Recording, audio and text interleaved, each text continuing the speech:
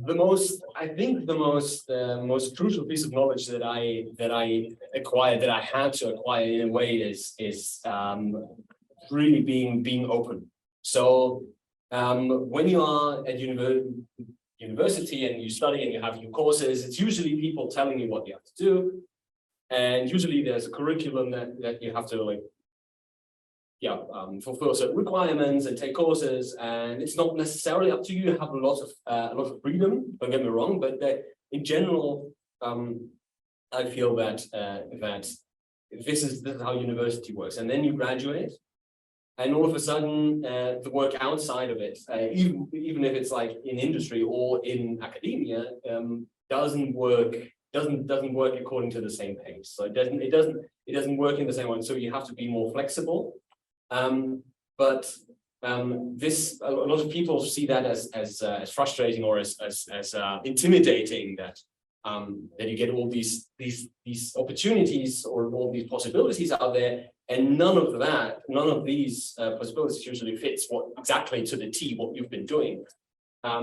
So you have to really lean into being open about this and embrace it as sort of an opportunity, a chance you've been given to move beyond what you do in your graduate work or in your university work, and say, like, yes, university work is cool and it's great in some way, but what really was important to me is to notice, okay, we really have to be open for new experiences, and this is a gift rather than something that is intimidating. Yes, it can be intimidating, that's for sure, right? But until you get into the mindset of, yeah, this is actually something that is amazing about it, that I don't have to do exactly what I've been doing before, and people are offering me opportunities to grow and to move beyond what I've been doing. This is, I think, something that I didn't really expect, but that kind of comes out of it at the end. Also, after the job search and after everything, you said, okay, I've now gone beyond what I think I would. I mean, we can talk a little bit about how I got into linguistics, but I got into quite quick, very briefly. I started out at university wanting to become a fantasy novel writer, and I studied literature, and going from there to being a professor of computational linguistics, there are lots of steps involved that where two steps ahead doesn't feel really as consecutive or as logical. They don't logically follow the previous steps. So in order to do that, you have to be open, and you notice much too late. The most crucial thing, I guess, that I've learned is being open and to not say, well, this is out of my league, or this is not what I want, or not what I wanted originally. And then, so. That sounds great, like some great advice for any situation, any career field, any path that you're thinking of taking. You don't want to be too set in your ways, right? You want to be open to other opportunities. Okay, Kristy, I believe it's your turn. So what does your day-to-day work look like as an academic? That's a great question. And it's sort of the question that inspired this event here, because I guess as a student, which you all are, is whether or not you know what your professors do after the office door is shut, after they leave the classroom, that whether or not you know this is a little bit up to what you specifically do and how often do you talk to your professors. But essentially, the major point, I think, is that teaching or the situations you see your professors in are usually not those situations that are the most crucial about their career. So my career is research, and most teaching is a big part of that job, but it's by no means the most important thing where everything else pales in comparison. It's rather that you get these jobs because of your research work.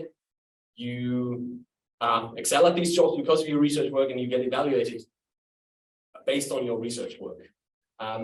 We can discuss whether this is a smart decision or not. Like, but yeah, the first and foremost thing that I am here is a researcher. I look at linguistic. I do research in linguistics, in historical or in diachronic linguistics. I want to find out why languages change using computational methods. And in that vein, I think it's important to say that what I do or my daily work is incredibly versatile, and this is one of the major strengths of this job, specifically that I have meetings with students. I can work with people on their projects. I can work with other researchers all over the world. I work with researchers at the moment. I work with researchers in Tucson, Arizona, in Berkeley, in Cardiff, in Germany, in 3 universities in Germany. So you work with people all over the world. You find out these amazing things about linguistics. You do research, and then you also do teaching, which is great because otherwise you would be only like sitting at your desk at home, and teaching brings it to the students, and the students brings the students to you.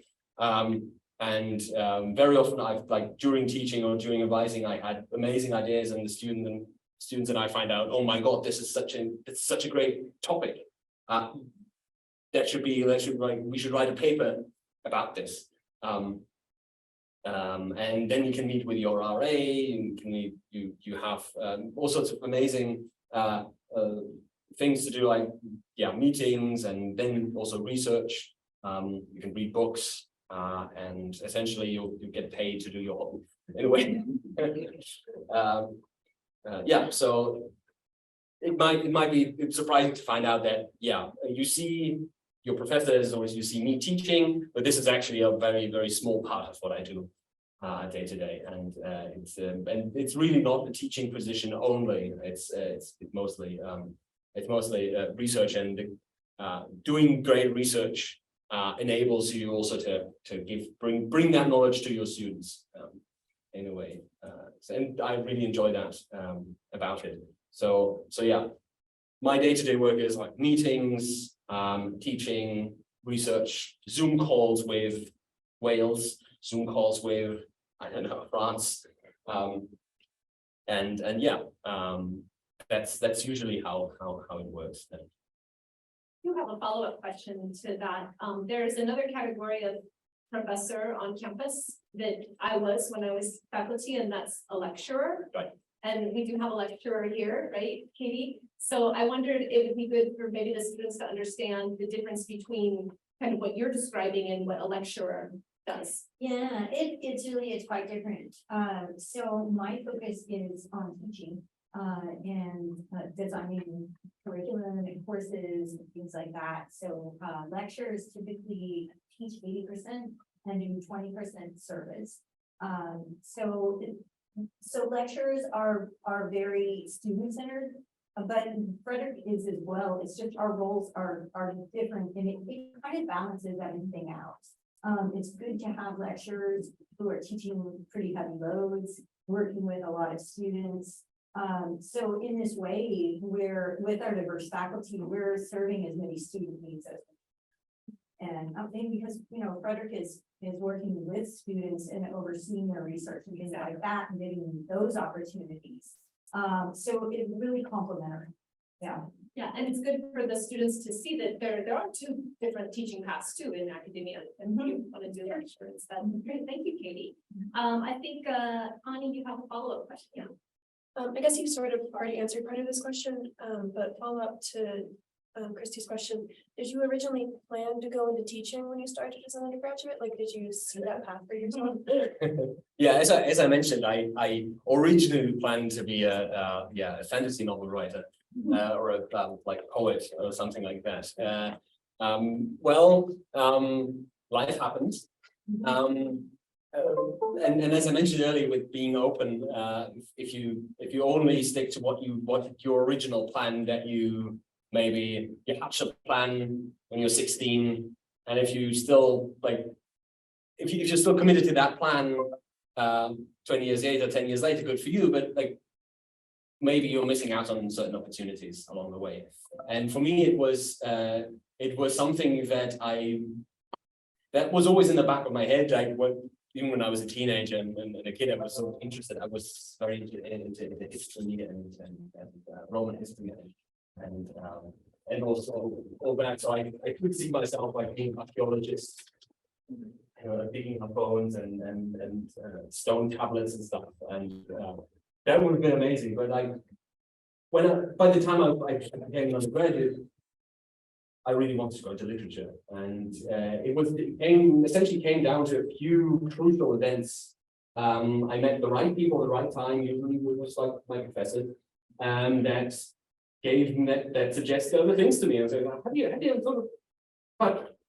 thought of doing that? You would be good at that. And I looked into that, and I got excited, and that leads you down the path. And then again, a few crucial, like 2 or 3 really important meetings and really important people who it was usually the small moments where someone said something very important to you, and you look back 5 years later, having built a career on that very thing that person suggested 5 years ago, like at the end of the lecture. That's I think, it's astonishing how that can happen. And so no, I didn't plan to go into this. This wasn't a plan necessarily. It became a plan once I had these experiences, and once I thought, okay, academia is something that I want to go in, but for a very long time I wanted to become like a literature researcher. I wanted to do literature and look at medieval poems and medieval novels. And strangely, then I liked the language these poems were written in way more than than I liked what they actually were saying. And then I thought maybe, it really is something that I can truly say I could not have planned this. I could not have foreseen this, and I wouldn't understand it. I don't know if I talked to myself 10 years ago, 8 years ago, when I started, exactly 10 years ago. I was told my freshman, what about computational linguistics? I wouldn't have even known what that is. So in a way, I didn't plan for this. For this to happen. Okay, let's move on to the next question. Benjamin, you have a question. Yeah, I guess it's kind of related to the question, the last question, it's all of it. Like, does your work as a researcher and professor, does it consume like a lot of your time and energy? Yes, in a way, it does, but essentially because it's a job of passion. It's something that you really want to do, and I've seen other people who work in industry. Your job bleeds into your everyday life, but usually for me, it's like I'm working on this incredibly exciting problem, and I'm trying to code something, and then it's evening, and it's at dinner time, and I come back later and say, oh, how can I solve this? How can I do this? And sometimes it's like just the excitement that drives you to do more of that. So it's rarely the case that it consumes my time and energy in a bad way, where, oh my God, I have so much things to do that other people want me to do. It can be a lot. So you still, like, it's not that I don't struggle with things like time management, or like that sometimes it's just too much, and then you have to find a way to balance and to dial it down a bit and say, okay, I have to get more, like I have to, like, I don't want to only work all the time. There have certainly been times in my life where this was the case, but in general, usually it's just the work is so exciting for me, at least, that I love to do that. So yes, in a way, but it's by choice most of the time. Well, that's good. Not everybody can say that about their jobs. Yes. Okay, and question for Kinza. Dr. Hartmann, my question is, what would your teaching paradigm, teaching methodology be for international students with little or no background in computational linguistics? Yeah, teaching international students is really interesting and because they come with different backgrounds. And that's a good thing as a professor. You always have to look at where does the student come from and what do they bring to the table, because usually it's not something about, oh, this person doesn't know phonology that well, but it's rather, okay, this person has skills and has knowledge in certain areas that especially international students, that they might have learned during their time in their home country. And they might have these great linguistic problems, these great linguistic their languages. They come like, there is this amazing language I always wanted to look at, and I look at their language and I think, I've never heard of that. But once you start reading up on it, it's really exciting, and there is this exciting problem that presents itself that you would not have known if it were not for that international student who made you aware of that. And so in a way, teaching or advising international students is a rewarding task, because it really introduces yourself to also like an international viewpoint on certain things that you might not have had you stayed in your own bubble. And for the students themselves, like as a professor, you also want them to be able to work on this and to be able to see their skills applied in the right way, so that they can excel, they can build on these things. It's kind of like data that just comes to you and presents itself. Hi, here's some new data. Exactly. Yeah, and I wonder, Kinza, because your question kind of made it seem as if you think international students have less knowledge about computational linguistics than domestic students. Do you find that to be true, Dr. Hartmann? No.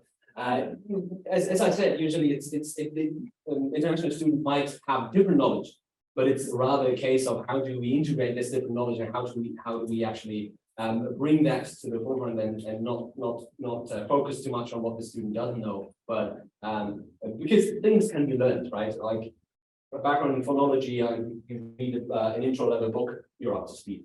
It's rather like you're passionate about certain things, your knowledge, what the normal like American European wouldn't know. These are the things that international students are great at, and so really it's not that there are different levels of knowledge in computational linguistics. Definitely not in computational linguistics, because it's an opportunity that presents itself rather than something that has to be overcome. Okay, Kristy, you had a follow-up to that. How do professors improve their skills as their career progresses? Like, how do you stay on top of things? Again, these things come to you usually. So for you sometimes get this like this question. Okay, you always have to be on top of your field, and you have to read a lot in order to know what the current best like algorithms for computational linguistics, or the hot topics are in linguistics. It's usually the hot topics come to you, so that you do a lot of research. Like as I mentioned already, I work in different projects with different people, and they come to you and mention, there is this new paradigm that people are using for something in computational linguistics, or for a specific problem you're working on. At the moment, just anecdotally, just 2 weeks ago, 3 weeks ago, I was working on a project with a professor from Wales, and we're using computational modeling to investigate language change in the Bantu languages. And Bantu is a huge linguistic family in Africa with like tons of with rich history in terms of languages. And we were using a certain linguistic family tree for our models, And all of a sudden he comes to me and says, like, I just read another paper, and there is this new exciting method for Bantu, and people have like just overturned what we knew about Bantu in certain ways. And I was like, oh, this is well, first it's like, oh my god, we have to, like, is what we're doing, is it now obsolete? But then it's like, oh, amazing, I'll read that paper. Without even planning, you come across a new for conceptualizing Bantu language family. And Bantu isn't the language that I usually work in, I should say. Like, this is way out of my depth already. But I've acquired that skill just by virtue of working on that together with that person and working on that topic. So your horizon broadens automatically if you do research. If you don't do that, like if you sit in your room and doing nothing, then of course you have to read up on new things. But it does that. Okay, Kristy, you have the next question also. Yes, number 5.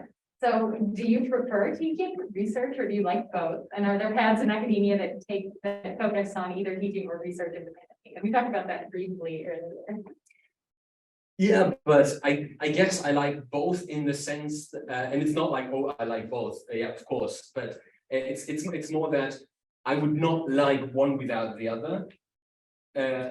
Specifically because for teaching, it helps if you work on new methods that you can then use for teaching and teach the students about what this is about, new topics, new methods that the students will benefit greatly from, that you just learned. And usually it's you learn a method, you learn a new way of solving a problem, and 2 months later you teach that to your students. So the pathways from an innovation in research and science to the students getting taught this thing can be very short.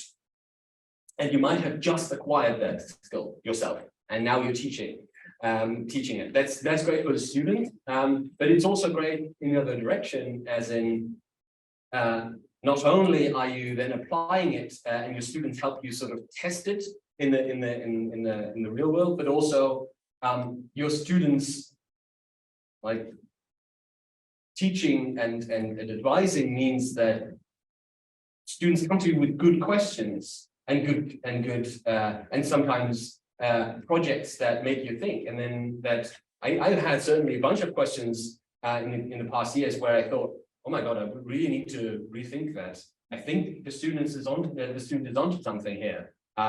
This is kind of weird. What people are saying here. This shouldn't be the case. And then you go back and then you do some research, and then yes, the student might be right, or the student might come and do a project on something that you think a certain method is good and works, and then the student comes and says, no, here is the project, doesn't work, or this other thing works better, or this particular thing is the problem, or it doesn't work on that language, or whatever. Things that you would not have, that helps my research, things that I would not have come across without the student, and then helps my research. So I think I would or I couldn't do my research nearly as well if I weren't that invested in teaching and in dialogue with students. Kind of like you have a bunch of little research assistants, right? Yeah, or dialogue partners. Not everyone. Yeah. That's great. Okay, and then Ani, you have a question. How did your career and academic plans change as you went through your undergraduate and graduate years of university? Oh, a lot. Yeah, as I mentioned, I started out in literature, and it was I think in my first year, at the end of my first year, it was a professor who was very influential in that I was quite interested in medieval in medieval texts, and he was teaching medieval German in that case, but also with language history.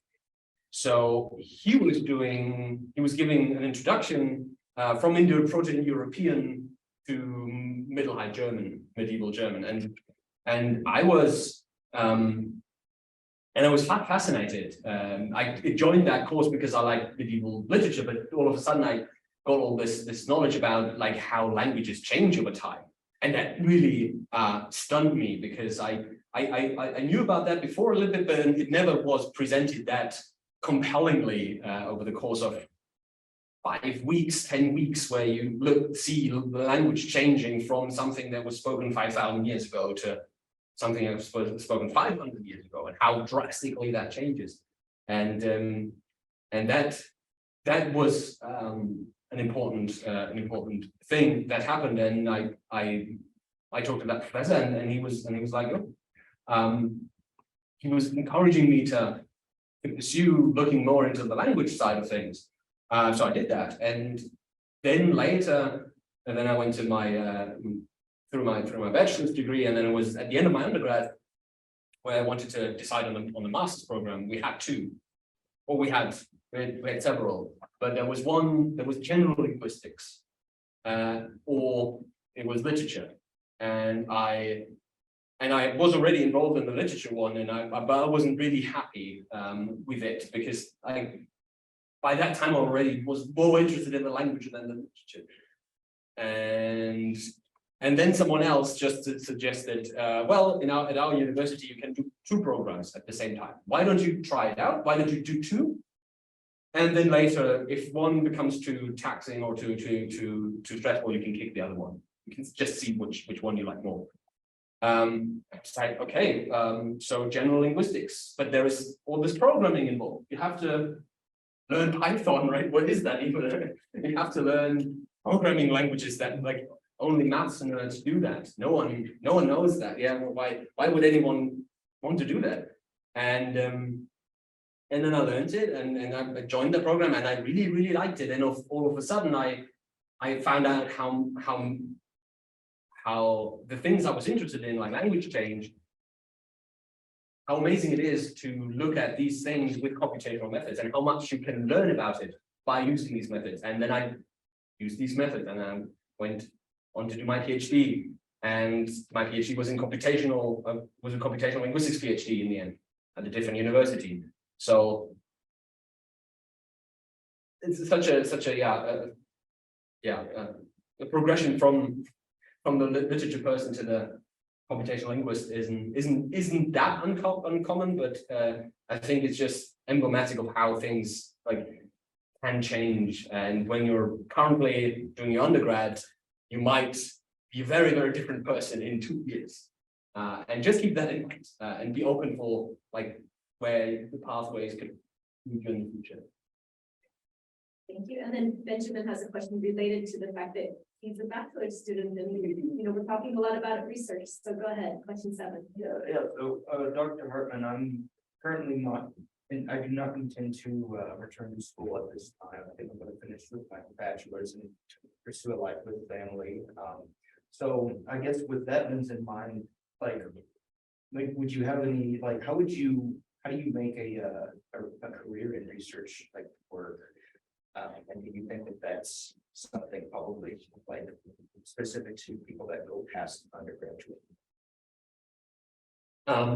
So if I understand right, like how a career in research might be possible with that.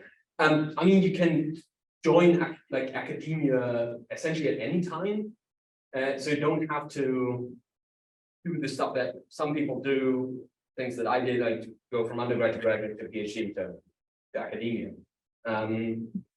You can take your time in between. I know professors who went into industry, came back after 5 years. You can take your time. You can do. You can decide on whether or not you want to do graduate studies later on. So essentially, I would say that this is not necessarily an issue. If you really want that, it's way more important to do what feels right in the moment, because then, like, if you really want to go to graduate school, then that's one thing that you should do. But if you just force yourself to like, if you just make yourself go to graduate school because you think you might want this career, then I don't know if you will have such a great time there. And it's rather I would say that you should rather do what feels right now, which feels good right now, what you're excited about right now. And then if you feel excited about going back to graduate school in 2 years, 3 years, 5 years, then it's better to go to grad school in 5 years, but excited, rather than making yourself do it right now. So yeah, so no problem there, I guess. Also good advice, yes. I went back after 5 years, and so. Yeah. And I thought I would never go back when I graduated my undergrad. I'm sure there's lots of people in the same boat. Okay, and then Kinza, you have a question. We're kind of moving toward a little bit more of a linguistic type question as opposed to a career. All right, so you talked a lot about research. This question again reflects my interest area. As a researcher, what are the possibilities or research dimensions to study ancient civilization and their languages, such as Mehergar and Mohenjo-daro-Harappa? And I'm also glad to know your earlier interest in museum and in past and history. So what would you like to comment on digging the intangible heritage? Yeah, it's an amazing question. I'm so glad you asked this question. So maybe for context, for those who don't know Mohenjo-daro Harappa, this is part of what we call the Indus Valley civilization, which was a civilization between, I think, 3,500 BC to 1900 BC. So incredibly old, Stone Age, not Stone Age, Bronze Age, early Bronze Age. That was an incredibly advanced, it was a great civilization there, and they had a script. And this script is undeciphered still to this day. They have stone tablets. Well, it's not really stone tablets. It's no stone tablets. It's clay tablets, where they had stamped different symbols, different characters stamped on, like imprinted in them, and it's just a couple of 3-character, 4-character, like these elaborate signs sometimes, but we just can't read them. And we would love to find out more about this culture if we could just read this script. And I work a little bit I've worked with computational decipherment. And my take on it is this is an amazing opportunity, but one of the biggest challenges with this particular culture is that because the way these clay tablets are set up, we don't have any parallel text in any other language. So we cannot go like Rosetta Stone, if that says anything to, like we cannot do the same thing as we did to the hieroglyphs, where we have a text, bilingual text in like language we can read and the language that we would like to decipher. And it's really complicated, and even computational methods, it becomes tricky, but I know very little about it, but it's like a hot topic in decipherment, and that's sort of the holy grail at the end, I guess. One of the because if we could decipher it, it would open up this window into this ancient culture where there is a lot of writing, and the culture we know mostly, well, nothing about, or not really anything about.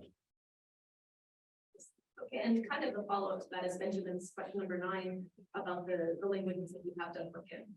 Yeah, I briefly reviewed some of your work and just babbled and kind of like that you've been involved in journals discussing like Germanic phylogeny or even like the Vandalic language, like a lot more too. So like how did you manage to work such, I mean, interesting and very neat subjects into your career? I guess, like, again, this is sort of follow your heart in a way. If you're really excited, Vandalic is in a way, was in a bit like a similar problem. This is a language which you can read somewhat, but it's a language that was spoken by the Vandals, Germanic tribe in northern Africa. So the Roman Empire, right, at the end of the antiquities, the barbarians or the Germanic tribes move into that area, crush the local authorities, and then set up shop. And that happens in North Africa with the Vandals, Germanic tribe. And the issue is these are like 50,000 people, but in that area, there are like 5 million people living there. So it's 50,000 people taking over 5 million people. Like, how does that go? Like within 3 generations, the language is gone. And they start writing things down, mostly their names, but again, they're illiterate. So they have to learn how to write first. And so the language is gone incredibly quickly, and they have to write, and everything they write is through the lens of Latin.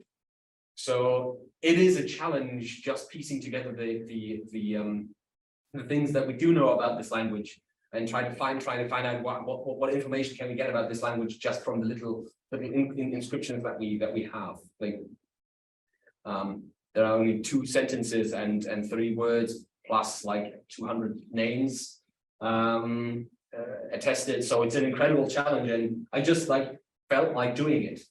And yeah, it is really niche, but the funny thing is, looking at that, I uncovered some inconsistencies with how people think about the Germanic language family as how it diversified. And I thought, I should look into that. And that became my PhD.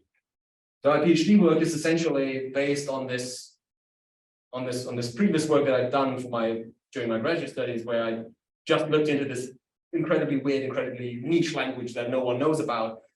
But had I not done this, I would not have been able to do my PhD later. I would not have thought of doing my PhD or doing that as my PhD topic. Okay, great, thank you.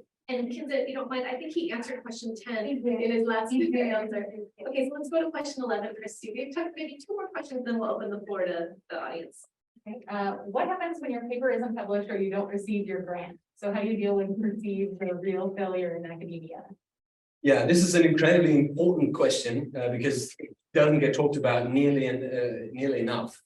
Failure in academia and failure. So I think it's necessary to preface saying like like people fail all the time, and it's something that is extremely common, especially as early career people. So it's really mean that if like when you most need support, you usually fail. But this is not a problem because everyone does it. Everyone fails, and even the big professors, even those who are in the field for 30 years, get their papers rejected. But no one talks about it because you don't write the rejected papers on your CV. And you only see the accepted papers, and that gives the impression that when I did my PhD, that gives the impression of, oh, I'm in the company of these incredible researchers who like do everything correctly and who like everything turns to gold they touch. But then you start talking to them, and then you notice, and you work together with them, and then you notice, oh, okay, failure is just a part of academic life, and as soon as you get like, of course, I still take it, or it's still sad if something is rejected, or I get a bad review or something like that. That doesn't feel great. Like I probably will it never will. But as soon as you get into the mindset of this is what happens to you, this is what happens to everyone. You're not a bad student or bad PhD student or bad researcher just because you got this rejection. If you tell yourself that, if you keep that perspective, then you'll be fine. But I think we should talk about failure way more, because that contextualizes for you guys that not everything is perfect where the big researchers are. Okay, thanks. And the last question, Ani, I'm going to come to you. If you'll ask question 15, I think it's really important for students to know who can they rely on, right? Yeah. Which people have been most influential in the direction and movement of your career as a researcher and academic? My advisor. Like this is no one has shaped my career and my perspective and my success more than my advisor. So I think this is the most important thing or advice I can give is like get yourself, like try to find advisors who are invested in you. It can be your mentors, who you can trust, who can help you deal with failures maybe during your PhD or during your master's or whatever. Like when you program a model and it doesn't come out and it crashes, like what do you do? Do you despair? No. The professor has to, yeah, this is fine. Happens to me twice a day. My models crash twice a day. And this is something that is incredibly important to help you succeed, is finding good advisors who are invested in you, advisors who know their stuff and who and who essentially can help you succeed because they're invested in you. Okay, thank you. So let's open it to the floor. Does anyone have questions for Dr. Hartmann? Someone raised their hand during the panel, that maybe you have something. We have a few information science students here and a learning technology student I see back there hiding behind the camera. So, you know, if you have a question related to just academia in general, it doesn't have to be linguistics based, right? Good, we have a question. And Dr. Hartmann, will you repeat it so that the people on Zoom can hear it? Sure. So what are the challenges computational linguistic field is facing right now? Okay, so what are the challenges the field of computational linguistics is facing right now? It's a great question. Essentially, I mean, everyone's heard of ChatGPT, of course. I mean, this is like large language models are sort of the hot topic. I guess what we have to do at the moment is to understand these models a bit better, because they fail in very interesting ways, and it's something that we have to do more research in and say, we have these models now, how do we refine them? How do we train them? How do we shape them such that they can do what they can do more intentionally, maybe better. They can sound like humans, but they have problems with information retrieval, as you might know. And secondly, I guess another challenge that has nothing to do with language models is human cognition. So the computational linguistics, I think, is uniquely suited to try to understand all the complexities that's going on in our brains during language production and language change, for that matter.